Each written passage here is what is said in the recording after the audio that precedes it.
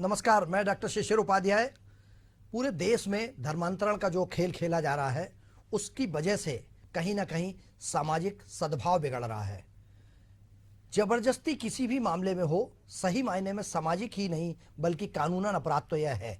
इसमें जबरदस्ती धर्म परिवर्तन कराया जाना भी शामिल है, पर देश में धर्मांतरण को लेकर किसी तरह की सख्त सजा का प्रावधान नहीं है। हालांकि उत्तर प्रदेश विधानसभा में साल 2024 में धर्मांतरण पर सख्त विधेयक पारित हो चुका है, जिसके बाद साल 2025 में राजस्थान विधानसभा में विधेयक पेश किया गया और अब इंदौर न्यायालय ने जबरन धर्म परिवर्तन के मामले में 3 आरोपियों को 10-10 साल की सजा सुनाकर नई वानगी पेश की है। ऐसे में सवाल उठता है कि क्या यह फैसला धार्मिक स्वतंत्रता और जबरन धर्म परिवर्तन पर एक कड़ा संदेश है या फिर इस पर एक नई बहस की जरूरत है। इस पर जानकारों का क्या कहना है, आइए सबसे पहले उनका हम जवाब सुन लेते हैं। क्या आपको लगता है कि इस फैसले से जबरन धर्म परिवर्तन के मामलों पर लगाम लगेगी? क्या यह कानून का सख्त संदेश है? इस फैसले को लेकर कुछ लोग क्या कह रहे हैं और धार्मिक मामलों में हस्तक्षेप है, क्या आपको लगता है कि इस पर पुनर्विचार होना चाहिए? क्या इस केस पर का प्रभाव भविष्य में अन्य मामलों पर भी पड़ेगा और क्या यह देश के कानून में धर्म परिवर्तन से जुड़े मामलों पर कोई नई दिशा तय करेगा? क्या यह मामला धार्मिक और सामाजिक सद्भाव को प्रभावित करेगा या फिर यह समाज में एक जरूरी बदलाव की शुरुआत करेगा? ये मामला था 2016 का और इसमें आवेदक है जैन समाज का, जो कि एक शादी कार्यक्रम में शाजापुर गया था अपने परिवार से और वापस आते समय लौट रहा था, तो लौटते समय उसकी बस में नींद लग गई थी, तो उसकी पत्नी और बच्चा नहीं था, तो फिर इधर उधर तलाशा और रतलाम के पास जाके उसने फिर गुमशुदगी रिपोर्ट लिखाई है। उसके बाद में इधर उधर ढूंढता रहा। उसके बाद में कुछ समय बाद में करीबन 22-23 में ये मालूम पड़ा कि वही जो संदेह था वो खजराना थाने के रहने वाला था। तो इसी आधार पर खजराना थाने ने ट्रेस किया उसको और संदिग्ध को पूछताछ भी की। पूछताछ के आधार पे उसको फिर पूरी पुलिस ने इसमें इन्वेस्टिगेशन किया और धारा 420, 467, 468, 471 में और 3/5 धार्मिक स्वतंत्रता अधिनियम में चालान पुटअप किया। चालान पुटअप करने के बाद में कोर्ट ने संज्ञान लिया, आरोप चार्ज किया। जो अभियोग पत्र जिस धाराओं में पेश किया था सभी कंटेन आते हुए कोर्ट ने भी वही की वही धाराओं पे चार्ज फ्रेम किया था। हमारे संज्ञान में एक मामला आया है जो कि इंदौर में 2023 की एक बड़ी घटना है जो संपूर्ण भारतवर्ष में चर्चित रही, जिसमें जैन समाज के एक 8 साल के बच्चे का जबरन धर्मांतरण करवा के उसका खतना करवाया गया। इस कुकृत्य को एक मानव समाज के लिए बड़ी विभत्स घटना मानते हुए इंदौर हाईकोर्ट ने जो इन 3 आरोपियों को, इन 3 जिहादियों को 10-10 साल कैद की सजा सुनाई है। इसका हम सम्मान करते हैं न्यायालय के फैसले का, पर मुझे कहीं ना कहीं लगता है कि ये किसी बालक की जिंदगी के साथ, किसी बच्चे की जिंदगी के साथ किया गया एक बहुत बड़े कुकृत्य है। तो कहीं ना कहीं मुझे ऐसा लगता है कि उनको कम से कम फांसी की सजा से नीचे नहीं मिलना चाहिए। ऐसा मेरा माननीय न्यायालय से निवेदन है। यह इंदौर का मामला है और देश में हर जगह ऐसे मामले होते हैं। अगर माननीय न्यायालय ने सजा सुनाई है, लेकिन ऐसा क्यों होता है? एशियन न्यूज चैनल ने अपनी जिम्मेदारी को महसूस किया और इस पर एक सद्भाव पूर्वक डिस्कशन के लिए हमने धर्माचार्यों को, धर्म गुरुओं को इसमें आमंत्रित किया। हमारे साथ स्वामी महंत अनिलानंद, प्रदेश कार्यकारी अध्यक्ष अखिल भारतीय संत समिति, हम उनका बहुत बहुत स्वागत करते हैं। स्वामी जी, आपका बहुत बहुत स्वागत है। इसी मुद्दे पर हमारे साथ मौलाना सुमेर, मुस्लिम स्कॉलर हैं, जो हमारे साथ जुड़े हुए हैं। मौलाना साहब, आपका बहुत बहुत स्वागत है। और हम अगर, चूँकि ये सभी धर्मों की बात हो रही है, तो इसमें आनंद मुंतगन फादर हमारे साथ जुड़े हैं, आपका भी बहुत बहुत स्वागत है फादर। हम सबसे पहले शुरुआत मौलाना सुमेर साहब से करना चाहते हैं। मौलाना साहब, क्या लगता है आपको कि ये जबरन धर्म परिवर्तन, संविधान अधिकार देता है सभी को कि वो स्वेच्छा से जो धर्म मानते हैं वो माने, लेकिन इस तरह के धर्म परिवर्तन से क्या सामाजिक ढांचा, सामाजिक सद्भाव बिगड़ता है?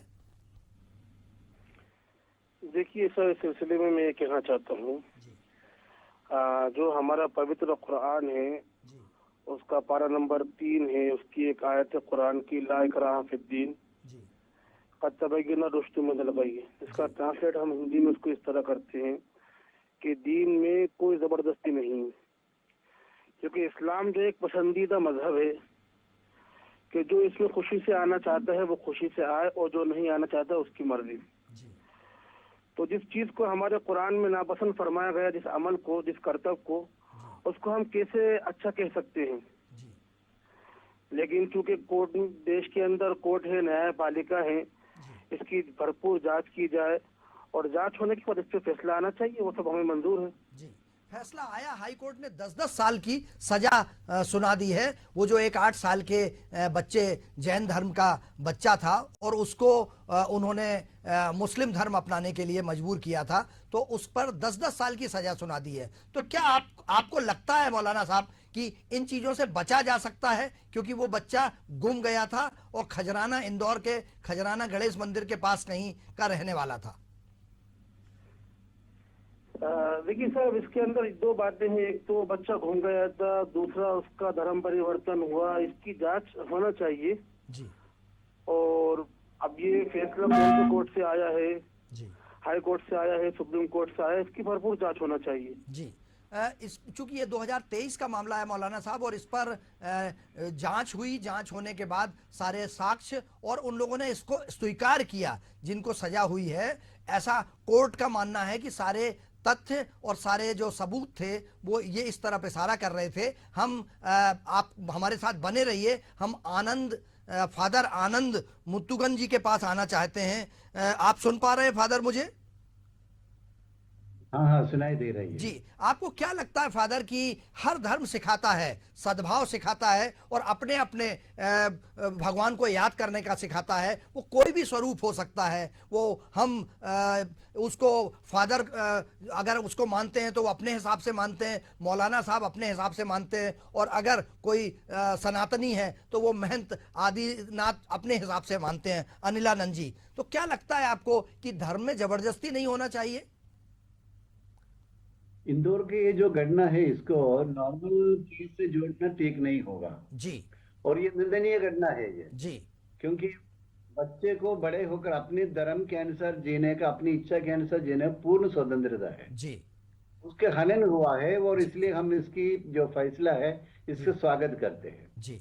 लेकिन जब धर्मांतरण की जो बात जनरली आते हैं, जी। किसी भी धर्म के धर्म ग्रंथ, जी।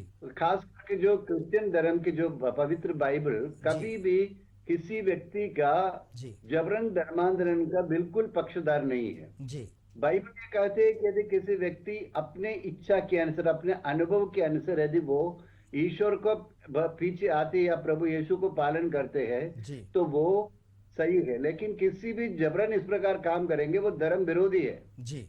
वो किसी हमारे या किसी भी धर्म का आदमी नहीं होगा और ऐसे करने वाले के ऊपर कठिन कार्रवाई होना चाहिए। बिल्कुल, उसमें कोई दोहराई नहीं। बिल्कुल। फादर, क्या आपको लगता है कि ये चाहे पवित्र कुरान हो या पवित्र बाइबल हो या हिंदू धर्म के सभी पवित्र धर्म ग्रंथ हों, सब में ये कहा जाता है, मैं तो सिख समाज की बात भी करूं, जैन समाज की भी बात करूं, बौद्ध धर्म की भी बात करूं, जितने भी धर्म हैं, किसी धर्म में भी जबरन धर्म परिवर्तन को अपराध माना गया है। उसके बाद भी ये प्रवृत्ति क्यों आगे बढ़ती जा रही है? आपने ये बताया कि उस बच्चे को जब तक वो वयस्क नहीं हो जाता है तब तक उसको जिस धर्म में पैदा हुआ था, ये बहुत विभत्स घटना है और उसकी आप निंदा करते हैं, लेकिन क्या सामाजिक अवेयरनेस की आवश्यकता है, जागरूकता की आवश्यकता है?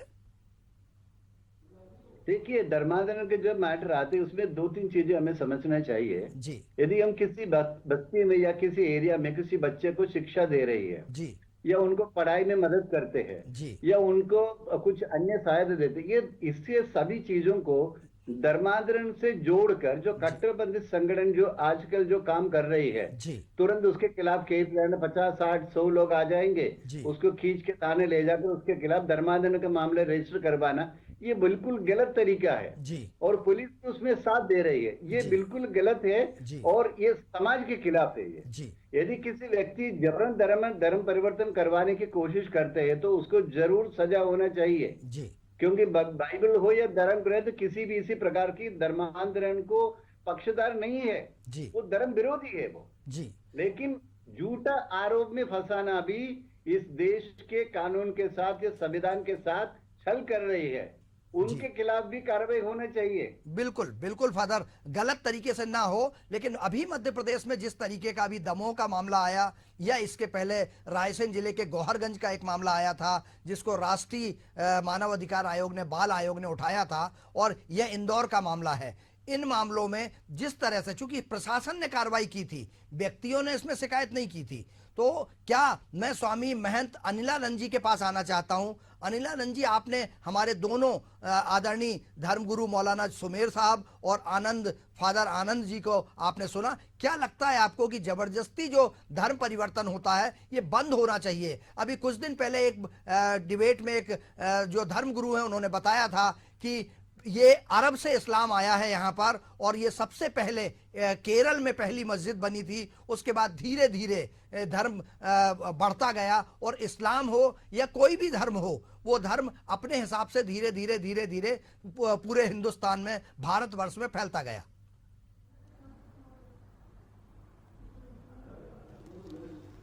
जी बहुत बहुत स्वागत सभी लोगों का, और मैं चैनल को बहुत बहुत साधुवाद देता हूं कि चैनल ने अपनी बात रखी। कोर्ट का इसलिए सम्मान कर रहे हैं कि कोर्ट ने सही निर्णय देकर यह साबित कर दिया कि इस देश में न्याय की अदालत अभी भी सही प्रकार से काम कर रही है। क्योंकि जिस प्रकार से हिंदू धर्मावलंबियों के साथ में, हिंदू सनातनियों के साथ में, मैं तो उनको बार बार ये कहता हूं कि आप हर बार हिंदुओं को ही क्यों टारगेट करते हैं।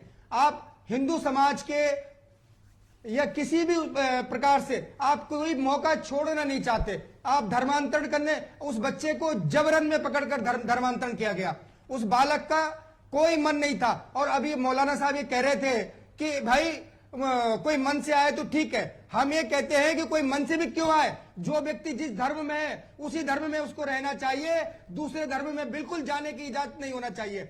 और मैं आपको फिर चेतावनी देता हूं कि आप कैसे उसको धर्मांतरण करा के, आपने कहा कि भाई ठीक है कोई खुशी से आता है, कोई खुशी से आता है तो भी नहीं लेना चाहिए। ये आप इस चीज को, अगर ये हिंदुस्तान में ये नहीं करेंगे तो हिंदुस्तान में जो गंगा जमनी तहजीब है वो धीरे धीरे इस प्रकार से आप लोग खत्म कर देंगे कि आप लोग पहले उसको जबरन करते हैं, फिर उसको प्यार से करते हैं, धर्मांतरण कराने की कोशिश करते हैं, अगर नहीं माना तो उसको तलवार की नोक पर धर्मांतरण कराने की, वो मुगल काल फिर से नहीं दोहराया जा सकता।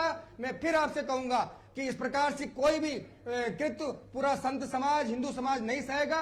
और कोर्ट का हम बहुत बहुत सम्मान करते हैं कि कोर्ट ने जो ये निर्णय दिया, उनको 10-10 साल की सजा दी। मैं हम कोर्ट का बहुत स्वागत करते हैं। स्वामी जी, चूंकि आपने एक बात कही, अभी फादर ने एक बात कही है कि अगर शिक्षा दे रहे हैं, हाँ मैं आ रहा हूं फादर आपके पास, अगर स्कूलों में शिक्षा दे रहे हैं, अगर कोई उनको मदद कर रहे हैं गरीब छात्रों को, तो उसको भी इससे जोड़ दिया जाता है कि उसको धर्म परिवर्तन किया जा रहा है। तो क्या आपको लगता है कि जो कुछ मामलों में, जैसा अभी फादर ने कहा कि उसको प्रोपोगंडा बना दिया जाता है, क्या स्वास्थ्य इलाज करना या शिक्षा देना इससे जुड़ जाता है?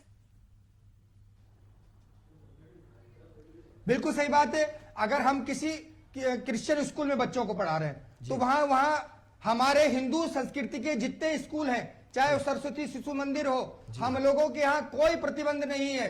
आप आइए, आपको जो प्रार्थना करना है वो करिए।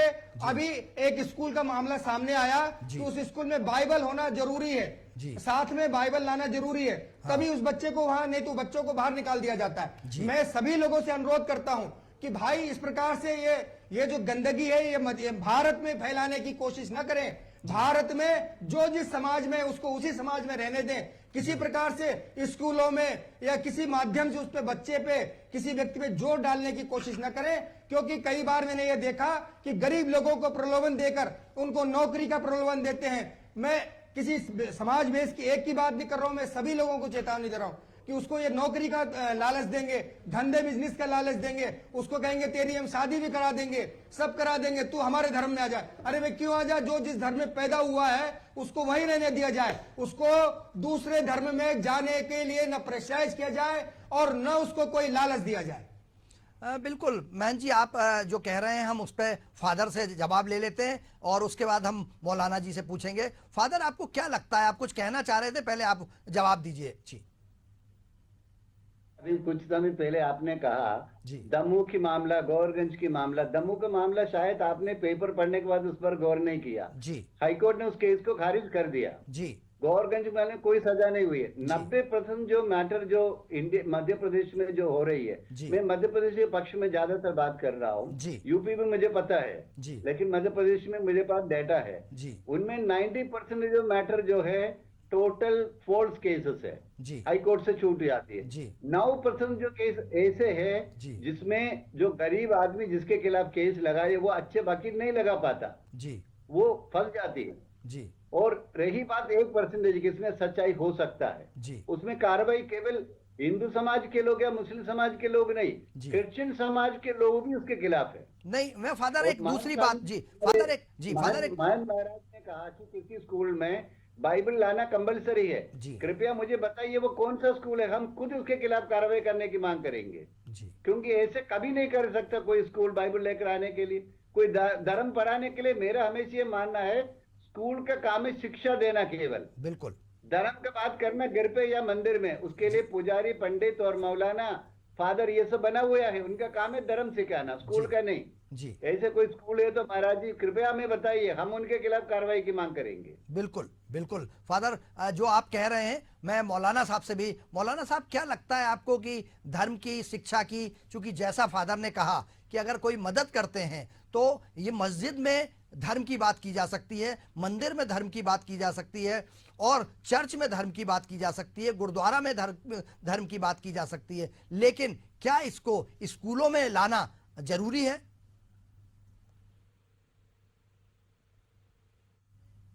आप सुन पा रहे हैं मौलाना साहब? मुझे शायद हमारा मौलाना साहब से संपर्क कट गया है। महन जी, आप मुझे सुन पा रहे हैं? जी। ये फादर का ये कहना है कि ऐसा नहीं होता है और हम शिक्षा के मंदिर में धर्म को नहीं लाते हैं कभी भी, और जो भी अगर किसी मुस्लिम समाज द्वारा भी अगर इस तरीके का कोई काम किया जाता है और कोई भी करे, शिक्षा को बिल्कुल अलग माना जाता है। मंदिरों में, चर्च में और मस्जिदों में धर्म की बात की जाए, स्कूलों में ना की जाए। बिल्कुल, बहुत अच्छी बात है। फादर आनंद मुटुंगल साहब का हम बहुत सम्मान करते हैं, क्योंकि जब तक इनके हाथ में मध्य प्रदेश में बागडोर थी तो वास्तव में बहुत अच्छा काम हो रहा था, लेकिन अभी इनके हाथ में वो उस प्रकार की शायद बागडोर किसी दूसरे व्यक्ति के हाथ में हो सकती है। ये मध्य प्रदेश का विषय नहीं था। ये बेंगलोर का एक स्कूल है जिसमें कि मैं अभी नाम इसलिए नहीं बता पा रहा हूं कि मैं लिखना भूल गया था। मैं आपको लिख के मैसेज जरूर करूंगा फादर, कि उस स्कूल में अभी एक कंपलसरी कर दिया था, उस पर एक बहस भी हुई थी कि उसमें बाइबल स्कूल में लाना अनिवार्य कर दिया था, कि जिसके बच्चे की चाहे वो हिंदू हो, मुस्लिम हो, सिख हो, ईसाई हो। हम ये कहते हैं कि हम हिंदुस्तान में रहते हैं, भारतवर्ष में रहते हैं, यहाँ गंगा जमनी तहजीब लोग उसका पालन करते हैं और हम भी सभी धर्मों का सम्मान करते हैं, लेकिन हम ये कहते हैं कि आपको अपने धर्म के स्वतंत्रता के हिसाब से जीने का अधिकार है, लेकिन आप दूसरे धर्म के लोगों को छेड़ाखानी मत करिए, दूसरे धर्म के लोगों को अपने उसमें बरगला कर अपने उसमें इकट्ठा करने की कोशिश मत करिए, चाहे कोई भी हो। हम किसी विशेष धर्म को एक टारगेट नहीं कर रहे, हम सभी धर्मों से ये कहते हैं, और हम तो हिंदू धर्म वालों से भी कहते हैं कि भाई आपको भी किसी प्रकार से किसी भी मुस्लिम भाई को, किसी भी क्रिश्चियन भाई को, इनको किसी प्रकार से टारगेट करने की कोशिश नहीं करना चाहिए, क्योंकि धर्म एक ऐसी चीज है कि उसकी आस्था का विषय होता है। वो जिस धर्म में भी है उसमें अपने जीवन यापन करे, अपने प्रभु को सिमरन करे, अपने भगवान का नाम ले, हम उसमें बिल्कुल प्रतिबंधित नहीं करते, कोई किसी प्रकार से कोई बाध्यता नहीं करते, लेकिन सभी को ये संकल्प लेना चाहिए, चाहे वो मौलाना साहब हो, चाहे हमारे फादर साहब हो, चाहे हमारे यहाँ के जो पंडित हो, सभी को, चाहे गुरुद्वारे में ज्ञानी हो। अब हम कई बार हम लोगों ने ये पकड़ा और ये केस सामने भी आया कि बार बार धर्मांतरण करके, जैसे ये इंदौर का जो मामला इसलिए आया सामने कि उसमें उन लोगों पे कोर्ट ने कार्रवाई कर दी, तो ये मामला उछाल में आ गया, नहीं तो ये मामला फिर से दबा दिया गया था। मैं कोर्ट का फिर से एक बार साधुवाद करूंगा और आप सभी लोगों को मैं ये निवेदन करूंगा, सभी धर्म गुरुओं को, कि अपने अपने धर्म में लोग रहे। ये बहुत छोटा सा जीवन होता है मनुष्य का, अपने धर्म में जीना सीखे, दूसरे को अपने धर्म में मिलाने की कोशिश ना करें। नहीं, लेकिन महंत जी, जो जिस तरीके से नारे लगाए जाते हैं कि आने वाले फलाने इतने साल में, इस सन में पूरा देश ऐसा हो जाएगा, या जिस तरीके से कहा जाता है, तो क्या आपको लगता है कि ये मात्र राजनीतिक एजेंडा होता है ये लोगों का, इसमें धर्माचार्यों की ऐसी भूमिका नहीं होती है? नहीं, जो नारे लगाए जाते हैं, नारे क्या लगाए जाते जी। हैं भाई, ये भारत देश है जी। मैं ये कहता हूं कि क्रिश्चियन कम्युनिटी के बहुत सारे देश हैं जी, इस्लाम कंट्रीज बहुत सारी कंट्रीज हैं जी। अरे भाई, हिंदुओं का एक देश तो हिंदुओं को दे दो, वो भी नहीं दोगे जी। जब हिंदुस्तान हिंदुओं का है, अगर नारे लगते हैं तो किसी के पेट में क्या दर्द होता है? हम ये कह रहे हैं, हम ये तो नहीं कहते कि पाकिस्तान हमारा हो जाएगा या बांग्लादेश हमारा हो जाएगा।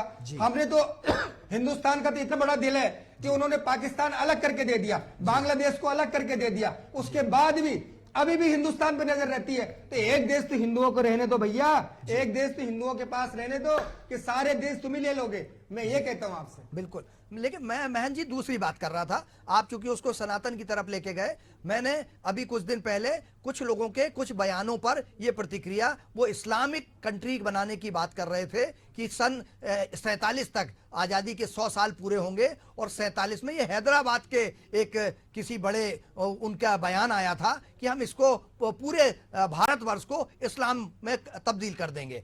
मेरा अभिप्राय ये था कि इसमें धर्माचार्य, चूंकि मैं पत्रकारिता में लंबे समय से हूं, आप लोगों को जब भी कोई ऐसे सोशल इश्यूज आते हैं, आप लोग बैठते हैं, आप लोग सब पे चर्चा करते हैं, चर्चा करके उसको कहीं ना कहीं उस पर कोशिश करते हैं कि मामला शांत हो, और आप लोग समाज का चेहरा हैं, समाज में आपकी महत्वपूर्ण भूमिका है। तो क्या कोई प्रयास, सवाल इस पर है कि कोई प्रयास ऐसा हो सकता है जिसमें सारे हमारे धर्माचार्य, चाहे फादर आनंद हो, चाहे आप हमारे जो स्वामी महंत अनिलानंद जी हैं, या मुस्लिम समाज के कोई हमारे शहर काजी हों, ऐसे लोग आगे आकर इस पर प्रयास करें तो ये रोका जा सकता है?